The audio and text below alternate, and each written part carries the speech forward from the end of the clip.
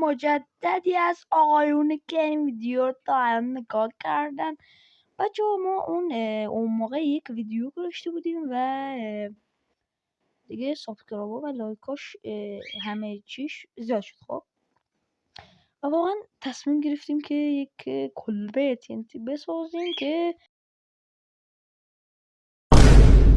به کارم بیاد. مثلا الان همین کلبه‌ای که ما ساختیم واقعا زحمت بود که وقتی که اومدم تصمیم گیری کنم که بفهمم چند تایه، با هم که جمعش کردم شد 4095 تا. خب 900 نه تقریبا شد 4095 تا. اینایی که شد الان، اینایی که داریم میبینین همونایی که گفتیم که همین TNT هایی که گفتیم. خب واقعا که چی بود و شما گفتیم بذارش دیگه، ولی گفتیم دیگه بذارش. خب نکنین بچه ها، واقعا به سیستم هاجی من گوشم چقدر خب نکن، موبایلم میره تو هوا. خب اینو که زدیم میریم توش. خب دیگه ویدیو تو کم قطع شد. خب 1 2 3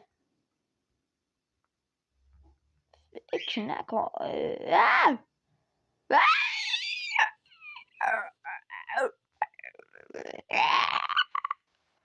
حاجی what the fuck is that؟